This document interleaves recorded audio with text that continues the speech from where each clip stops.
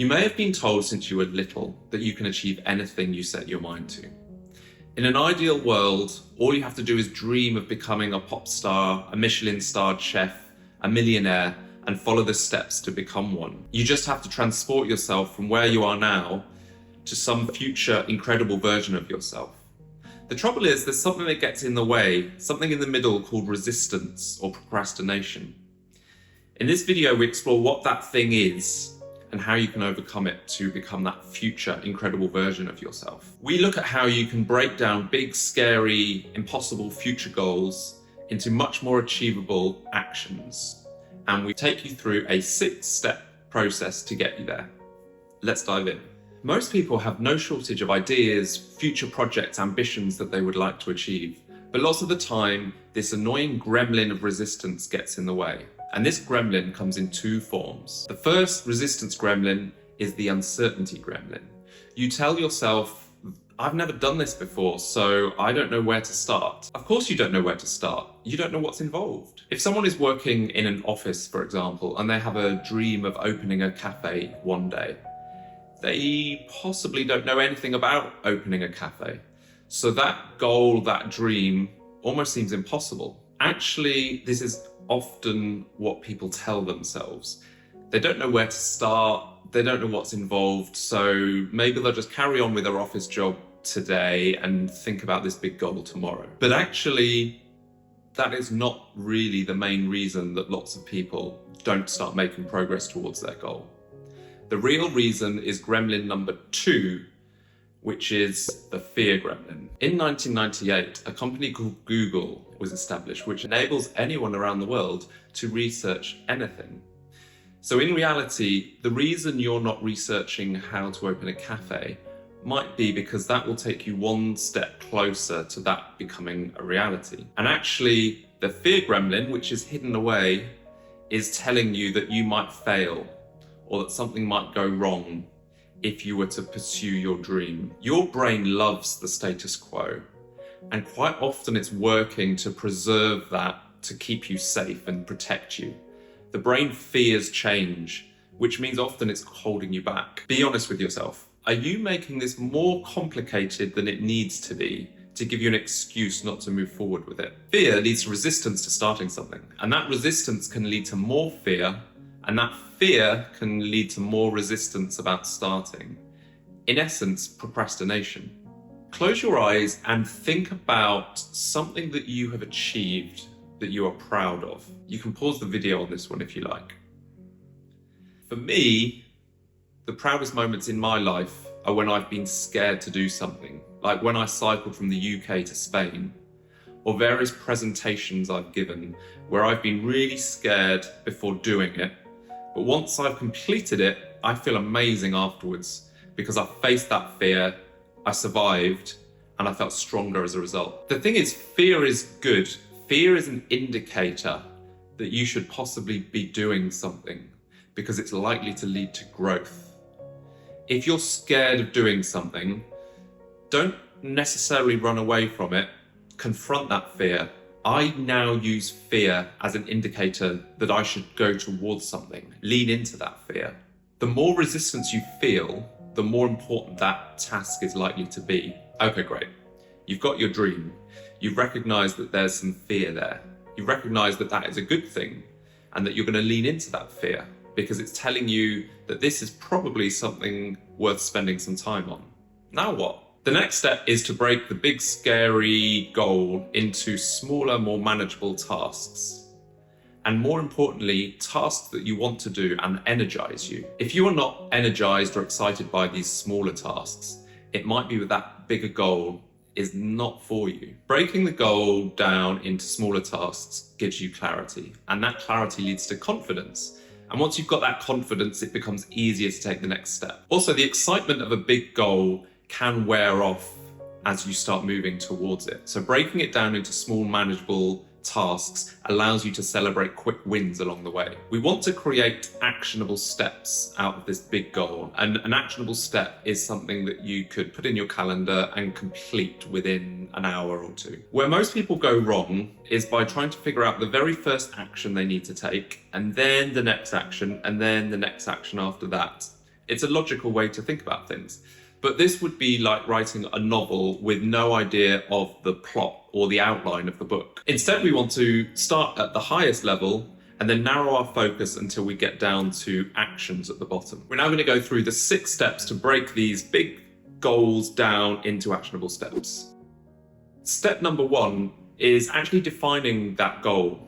You might have this vision of what you want to achieve, but you need to make sure that that vision aligns with who you are and what your values are. You need to make sure that that goal is something that you actually want, and you're not doing it to compare yourself to someone else or because someone else wants you to do this particular thing. Most people think of a goal and then immediately start thinking, what are the steps to get there? Pause and zoom out first. Assess how well this goal fits into your vision. Will it take you to where you want to be in 10 years' time, for example?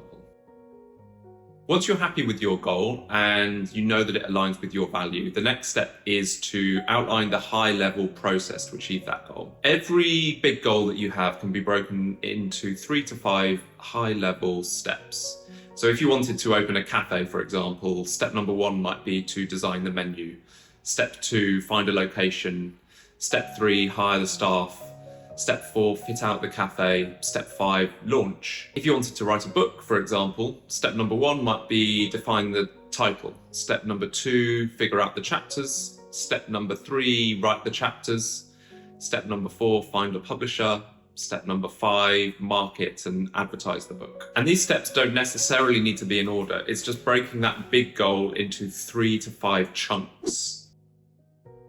Step 3 is to map out the projects. If we take our cafe example, the 5 processes can be broken down into separate projects. So one of the processes was finding a location for the cafe. So let's look at how we can break finding a location down into 3 to 5 projects. So these might include researching existing cafes in the area, finding estate agents with available properties.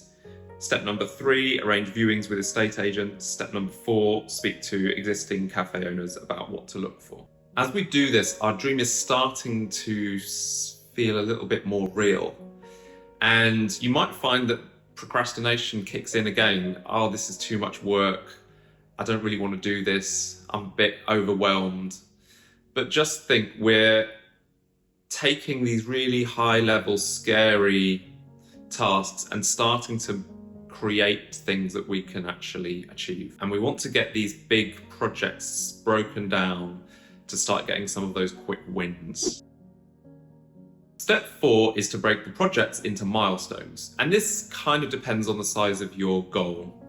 You might choose to skip this step and think that it's going into too much detail, but essentially breaking a project into milestones gives you even smaller steps to achieve along the way. So if we go back to our example of a cafe, one of the projects was to speak to other cafe owners to get an idea of how to open a new business. You can break that down into milestones. For example, you might want to create a list of nearby cafes, write a list of questions for cafe owners, email 10 cafe owners asking for a meeting, and create a spreadsheet to record your answers.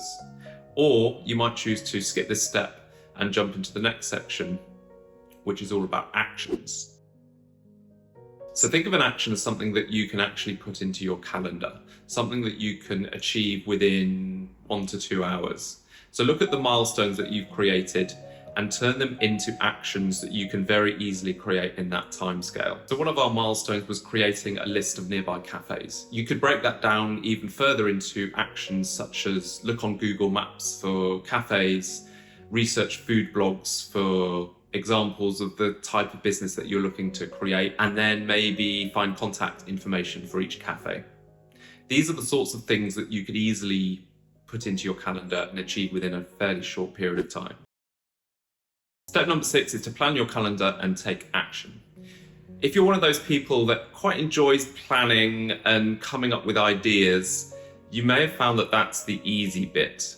This is where you actually have to take action. Putting some of these actions into your calendar make them more real, and it's more likely that you're then going to dedicate the time to achieve them. In order to take action, you need to prioritize them and work out which ones to start with. You'll find that some of these actions are reliant on others So you start figuring out the first ones that you need to take.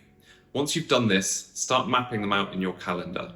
And don't just put one recurring calendar item, work on cafe, put the actual action that you're going to work on that day. To summarize the whole process, step 1, define your outcome goals. Make sure that the thing you're aiming for aligns with who you want to be as a person. Step 2, outline the process. Every goal can be broken into 3 to 5 steps in a process that will get you to where you want to be. Step 3, map out the projects. Each process goal will have 3 to 5 projects that contribute to it. Step 4, break the projects into milestones. Again, this depends on the size of your goal, but potentially each project has a number of milestones along the way. Step 5, map out the action steps. And these are the actions that you can put into your calendar and complete within 1 to 2 hours. Step 6, plan your calendar and take action. If your brain kicks in and makes you scared or procrastinate once you've gone through all of these steps, it's completely normal. It's just trying to protect you and keep you in the status quo. If that does happen, there are 3 things you can do in this situation. Step 1, write down what you're actually scared of and journal your way through this fear. Step 2, tell yourself that you're going to take action anyway, even if it's just for 5 minutes. Generally, if we start something, it gives us momentum and we keep on going. Step 3, you could potentially work with a coach, and coaches are experienced at helping you work through this resistance and this fear and helping you to get from where you are now to where you want to be. I hope you found that useful. If you did, there are similar videos here and here. Until next time, love you. Bye.